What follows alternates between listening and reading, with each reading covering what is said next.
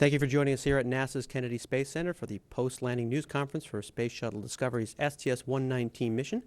We have three NASA managers here to recap Discovery's flight to the International Space Station. To my left is the Associate Administrator for Space Operations, Bill Gerstenmaier. Afternoon. Next we have the Deputy Manager for the Space Shuttle Program, Leroy Kane. Good afternoon. And finally, Shuttle Launch Director, Mike Leinbach. Good afternoon. We'll start with opening remarks, and then we'll open it up to questions. Mr. Gerstenmaier? Thanks, Howard. This is really an amazing time and an amazing mission. If you think about today, we had a Soyuz docking this morning, followed by a shuttle landing, and that's just amazing. Also, we had 13 crew on orbit not too long ago, and that's also a pretty amazing feat when you think about it. Also, if you take a look at the space station fly-around pictures and you look at the space station, that's probably the most amazing image that you can ever imagine.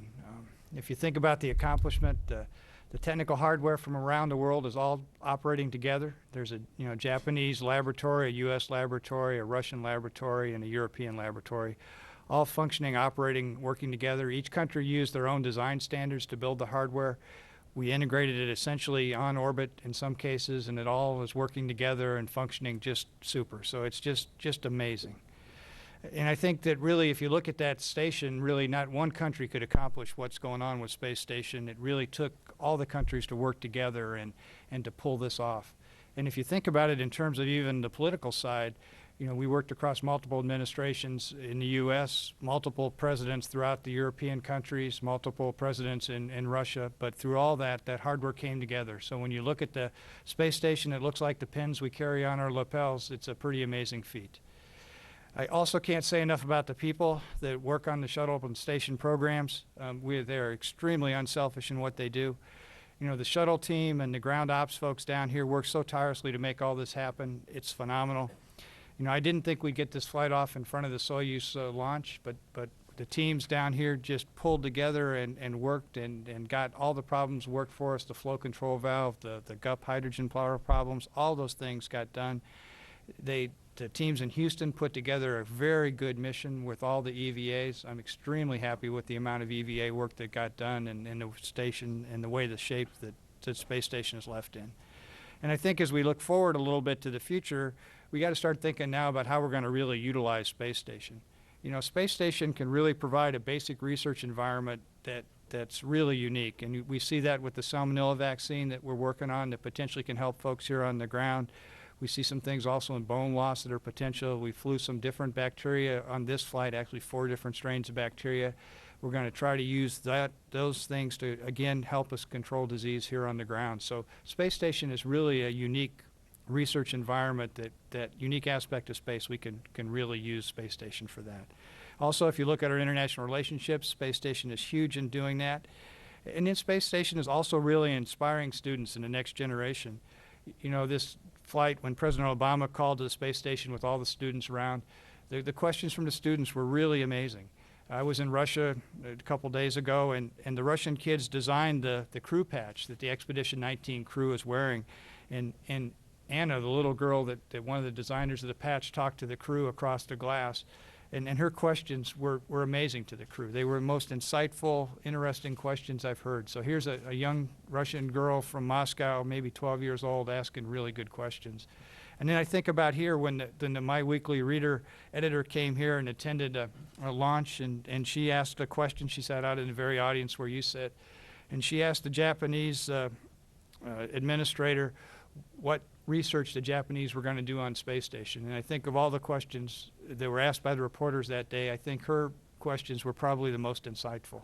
So Space Station can give us a unique chance to inspire kids and see them at their best and make them really do great things. And then lastly, I think Station can also help us with a commercial market. We're starting to establish the SpaceX operations over here down at KSC. And that should help us with getting a new way to get cargo to and from Space Station. The tourism, which we see as evidenced by Charles Simone flying again to the Space Station, is also a potential for the commercial side. So I think the government can step back a little bit, and Space Station can do that. So Space Station can do multiple things for us, and we need to figure out how we can effectively utilize Space Station. So I challenge all of us to look to ways to utilize Station, because now's the time to start doing that planning. So again, I would just ask us all to stop for a moment and reflect on what's happening in space. I don't think there's ever been a time period that is this special and this amazing. And we get caught up in the moment of the day, we get caught up in our own individual items, but we don't look at the whole. And we need to stop back and think about all the things that are going on and how can we really take unique advantage of what we have here. This is a very special time in spaceflight, and we need to make sure we get the absolute most out of it. So look carefully at the images. Look at the hardware. We've got 2 orbiters in preparation for the next set of flights. We've got the Ares 1X getting ready to go. We've got the Soyuz that just docked and getting ready to land. We've got a Japanese cargo vehicle that's undergoing engine firings in Japan. We've got the preparations underway for the Hubble Space Telescope servicing, with the Command Data Processing Unit being shipped here tomorrow. We've talked to the teams. We've decided to use 2 pads for the HST flight, and we'll do that. So these are amazing times. This was an amazing mission. Think about it, and I look forward to your questions. Leroy? Okay. Well, thanks, Bill. It is really, really good to be with you here this afternoon. The team yesterday, as we sat in our mission management team and we talked a little bit about how successful the dock mission had been, and of course the one main objective of our mission we had remaining was a safe, successful deorbit entry and landing for Discovery, and you saw that today. It was a beautiful landing, and I think about the only thing that beats a beautiful orbiter landing like this is the next launch. So we look forward to that as well. But overall, of course, the mission went extremely well. The teams on the ground did an outstanding job on the shuttle and the station side working together. These missions are extremely complicated. They're very complex missions to pull off. We've talked to you all about that in great detail before. I think we've left the station in a configuration that we're all very proud of. I think everybody in the programs can be very proud of. I think every individual can be proud of for their own part in that feat. We have a lot of work ahead of us, of course, with the remaining missions that we have to fly. This was, I think, the 36th mission for Discovery, and she's certainly flown her share. We've flown 28 missions to the space station now, and I think 125 space shuttle missions all in total. And so it's a great flying machine. It's an amazing team that makes these missions happen. And part of the reason why we can be as successful as we were on a mission like this, such as an extremely complex mission to the space station, an assembly mission like we just flew, is when the hardware performs the way it does, and when the teams on the ground are able to work together and to integrate and resolve problems. The Discovery just performed in just an amazing, flawless manner.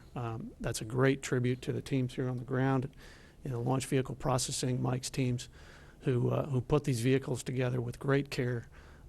Every single individual can be very proud of what we accomplished here in the completion of this outstanding mission today. So we couldn't be happier in terms of how this mission turned out for us. And I'm just very proud to be part of a team like this. There isn't anything that this team can't accomplish. And it's great to be here with you today. Happy to take your questions. Mike. Okay. Thanks, Leroy. Well, the vehicle looks really good. I'd like to congratulate Team Discovery, as Leroy just did. That the orbiter worked so well on orbit. Every crew member that I talked to today commented on how well Discovery performed, and the vehicle essentially stayed out of their way so they could perform their mission. And it's just a tribute to the team here on the ground and the flight control team taking care of the vehicle from the ground. So the vehicle performed great. It looks good on the runway. Very few dings to the tiles. It looked really, really good. It was a dead center touchdown and rollout. I talked to Brew Archambault, the commander, and he was just tickled pink about how the vehicle handled during landing. And now it starts the turnaround. We're going to have a 101-day flow of Discovery in the OPF. That'll start tonight. Meanwhile, in the other OPF bays, 104 is in the VAB action, excuse me. We're going to roll 104 out to Pad A on Tuesday morning, get ready for her launch to the Hubble Space Telescope May the 12th. And Endeavour is in the bay. We'll roll out and be mated to the external tank on April the 10th. And so we have 2 missions right on the heels of this one. Feels good to have this one down, and the team is getting ready to start the turnaround So Stephanie Stilson and Wayne Bingham, the two leaders of the flow processing team here at KSC, are putting the plans together to turn around for its next mission, and I'm sure they'll do a great job. So it's good to have Discovery home. She looks great, and the crew is ecstatic about how it performed on orbit, and ready to get on to the next one. Thanks. All right, thanks, Mike. We'll take questions now from media here, and we have apparently a couple of reporters at NASA's Johnson Space Center in Houston, so we'll get to them in a couple minutes. When I call on you, please wait for the microphone and then state your name, news affiliation, and who you would like to answer your question. We'll start with Marcia. Marcia Dunn, Associated Press, maybe for Mike. How did the thermal tiles look downstream of the DTO test? Any indication of whether they took some extra heat or wear and tear? Well, let's see, they looked really good. I think we have some images, do we? Yeah, we had. Do we have them loaded? I don't know if we have them in hand yet, but we did get notification that the Cask Lance vehicle that was going to take some imagery for us from an orbiting position was successful in that endeavor.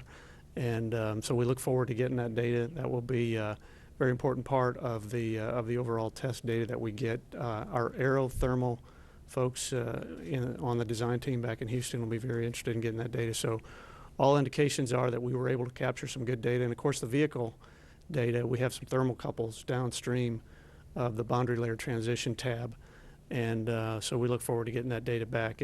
It's the only vehicle that flies like this in a hypersonic regime where we're able to capture this kind of aerodynamic data. So we're really excited to get this test data. And all indications externally on the vehicle certainly look like performance was really good. So Nothing evident on the belly of the shuttle No. that you see. And did any of you talk to Sandra Magnus? How's she doing? We didn't talk directly with her, but I asked the crew that was with her, and she's doing just great. Everything is fine. She's in great shape, good spirits. She had some medical protocol stuff that they wanted to do, and they didn't want her to do a lot of movement, so she was kind of just doing that. But she's in great shape, and she's glad to be back. Okay, Todd.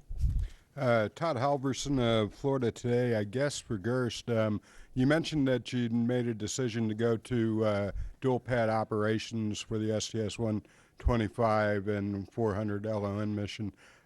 Could you talk about what prompted you to go in that direction and where the Ares 1X will fall out on the schedule now? Yeah, we'll give you some more details after rollout of Discovery, of Atlantis on Tuesday. But the basic decision was we're able to get a lot of work done at the pad. You can see the lightning towers are up; those are done. We took the lightning mast off the top. We were able to put the fifth segment access device on the rotating service structure. We put some bracketry in that holds some of the wind loading stuff. So we were able to get a lot of the work done on the pad that still allows us to launch an orbiter off of that. So the impact to Ares 1-X will be probably 3-4 weeks, maybe. We'll talk to you a little bit about that when we look at an overall integrated schedule. But we think it's more of our normal plan to have the orbiter out at the pad. It gives us a little more robustness from a crew standpoint.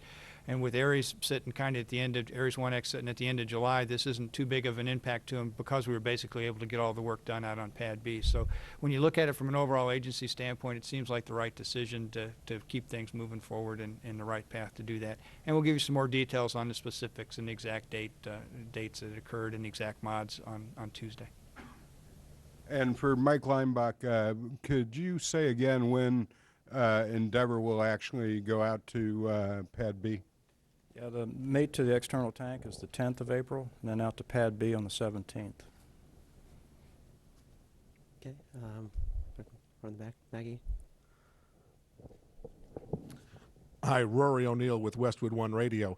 The Senate committee this week, the Budget Committee, had put forward that plan, I guess, by Senator Nelson about not being so date specific on retiring by 2010, but rather be more mission specific or flight specific and let the flights end when they may. I'm just wondering, Mr. Gerstenmaier, how you feel about that. Is the budget year on FY10 sort of still the drop dead date?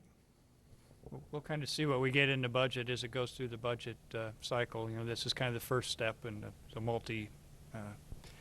the multiple folks have to approve the budget. So this is the first piece.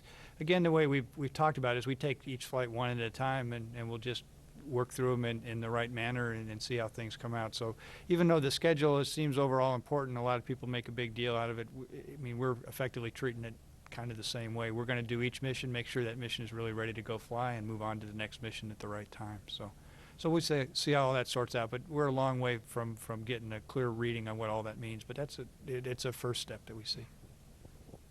And you just said a second ago that figuring out how to effectively use the space station, is that sort of how you should do it? In terms, it seems like putting the cart before the horse, build it and then figure out what to do with it. I mean, or is that the way you have to do it because of the changing nature of science and technology? When I said that, I think about extending space station operations. Right now, we have a requirement to not preclude operations beyond 2015. So I think we have a very unique period here where we can look at flying the space station between 2015 and, say, 2020, 2025. So when I talk about utilizing station, that's what I'm thinking about, is that period that's much further out than where we are. The near-term stuff, we've got all that figured out. We've got the research racks going up, the science is there, all that's in place. We'll see those benefits come back. But the question to us now is there science beyond that we would like to use station for in the 2015 to 2020 timeframe? And now is the time to start planning for that science and planning for that research, or we'll miss the opportunity.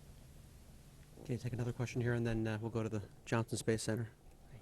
Hi, Eben Brown, Fox News Radio, for anyone who wants to take this. The external cargo platform, that it was a bit of a headache for some people during the EVA, obviously not fully resolved. What's the plan to get that working? How long will it take, and will it impact anything that you have planned?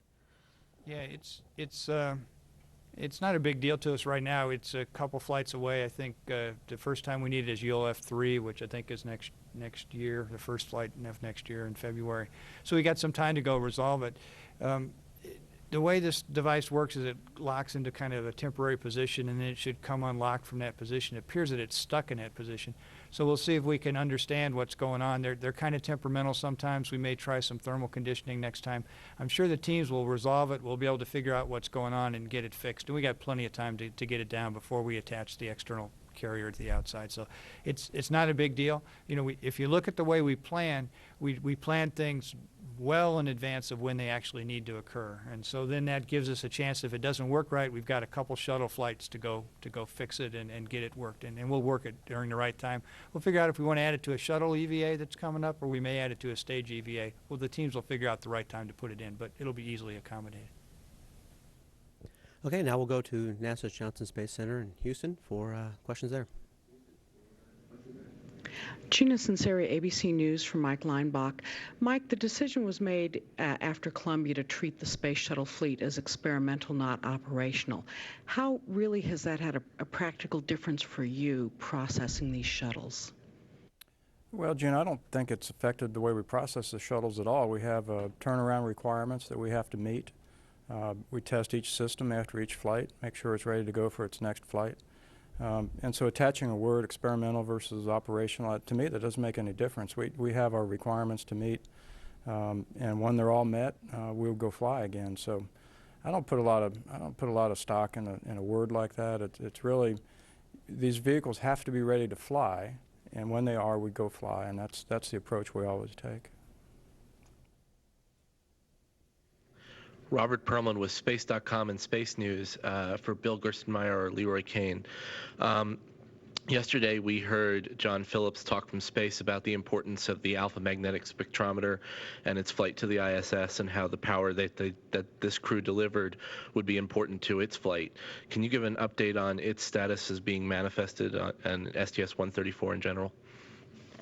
What we're doing is we're essentially planning to go fly that flight. The teams are working all the activities that need to be done. Again, we'll see in the budget whether we get funding to go fly that flight, but we're doing all the preparations necessary for that flight. Anything that needs to be done, we're getting it completed now on the schedule that needs to be done. So for all intents and purposes, we're ready to go fly the flight. And we hear very positive things from all our congressional friends.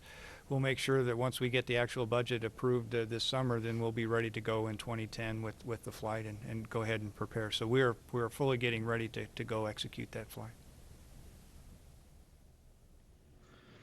And for Bill Gerstenmaier again, you spoke about the importance of, or the ability of the space station to attract youth interest, children's interest. And on that note, the Colbert Show has a very large youth interest. Can you say if Node 3 will be named the Colbert node? In my standard NASA answer, right, that it gets booed from the younger audience, we're still thinking about it. But we have a plan, and we're working with some folks, and in a couple of weeks, you'll know what the answer is. Okay, that's all the questions we have at Johnson Space Center. We'll come back here for a couple of last-minute questions. Todd? Todd Halverson of Florida Today. Regarding the FY 2010 budget proposal that was passed in the Senate Budget Committee this week, it would provide $2.5 billion for shuttle operations in 2011, and I guess I have two questions on that. I'm wondering, Mr. Gerstenmaier, if you are at all concerned about schedule pressure. There's a limited amount of time if you look at the end of 2010 as a retirement date for the shuttle fleet, and of course, schedule pressure was cited as a contributing cause in both the Challenger and Columbia accidents, and I'm wondering, first of all, what your thoughts are on schedule pressure and whether flying in 2011 would help alleviate that problem. Again, the way I look at it is I take each flight one at a time, and as Mike talked to you, you know, we treat these vehicles when they're ready to go fly, we go fly them, and if there's something that needs to be extra work, we'll go take the extra time to go do the work, and the schedule ends up where the schedule ends up, and if we end up bumping a flight or losing a flight, we'll figure out how to deal with that when the time comes. So we're not going to do anything dumb. We're not going to be pushing the teams. You know, we'll be aware of the schedule and where it sits, but at the right time we'll stop and not do anything. And I think you've seen that evidenced in what we do, and we're going to continue to operate that way. If we learn something, discover something new, and we stand down for a while, we will, and it'll be fine. So I don't care one way or the other. We're just going to take it one day, one flight at a time, and get prepared. And when we're ready to go fly, we go fly. Marcia? Marcia Dunn, Associated Press. For Bill, do you have any update on increased hazards for Atlantis because of the orbital debris situation? Yeah, I think we've got some preliminary numbers. They're still going to be refined. I think they're like, what are they, Leroy? We have the mean, the latest calculations that we've done. Again, we've got to go do some more work on these numbers, but the mean is 1 in 185. The 5th percentile is 1 in 140, and the 95th percentile is 1 in 253. And so again, when we do these statistical analyses, we try to do.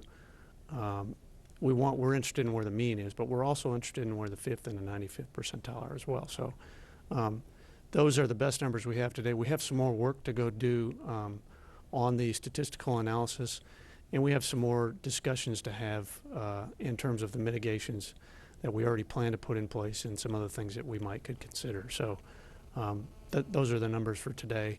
I imagine they'll be slightly different by the time we get to FRR. Yeah, and our general guidance is 1 in 200, so we're a little bit below from a mean standpoint, but being 1 in 185. But that's not significant. As Leroy said, we're going to look at some other mitigation stuff, and then we're also still gathering some data. We don't have all the data in yet from all the tracking of the debris out there, and we'll see what it does later. But again, if it stays at about the 1 in 185, that won't be a problem to us. We'll just have to be careful with it, and we'll be okay. So we'll continue to work it and refine it, but that's where we sit today with the data we've got. It seems like debris has been a big deal in the last month or so with the space station. Is this just something you're going to have to swallow and deal with in increasing proportions in the years to come, or is there anything you can do to beef up the station at this point in terms of shielding? I don't know what the long-term plan is. On the station, we still have some modifications. There's some debris wings that we're going to add to the Russian segment that will help shield some of those areas a little bit more. So those are still coming online. I think they get delivered in one of the later shuttle flights. So we've still got some things we're going to do, but no major upgrades are planned. And again, we'll just continue to watch the environment. It seems recently that debris picked up a lot of discussion, but it's really about the same as it's been. It's always been one of our leading risks, both in shuttle and in station. So it's something that we've been aware of for a long time. It just seems that we've been at least having a lot of things that have been in our orbit that have forced us to maneuver or talk about maneuver. And so I think we're going through a period of a lot of discussion that's a little more than normal, but it's not out of family with where we were before with debris. Does you have any other questions before we give that last one to Todd? And not seeing takers? Todd Halverson of Florida Today again. We talk a lot about the assembly of the International Space Station, and you talk about the potential for extending operations from 2015 to 2020. What can you tell us about the plan for the ultimate disposal of the International Space Station? That's about 900,000, close to 1 million pounds of hardware up there, and I'm just wondering how you plan to deorbit it safely. We have a very detailed plan. In fact, we were required to file the plan before we started construction. And essentially we involve an automated transfer vehicle, the one that the Europeans are building, maybe 2 of those, I guess 1 of those, to actually deorbit the vehicle at the appropriate time and deorbit station. So we'll target a location in the ocean at the right time to go do that. But I think that's a little bit premature. As I talked earlier, I challenge you to think about utilizing space station. So if your idea of utilizing space station is dispose of it, I've challenged you in the wrong way. So turn that thought off and think about how you might use it. All right, on that cheery note, we will end this news conference, and our next media event on NASA TV will be the post-landing news conference for members of Space Shuttle Discovery's STS-119 crew, and that will start between 7:30 and 7:45 p.m. Eastern. So thank you for joining us, and we'll see you back here in about 90 minutes.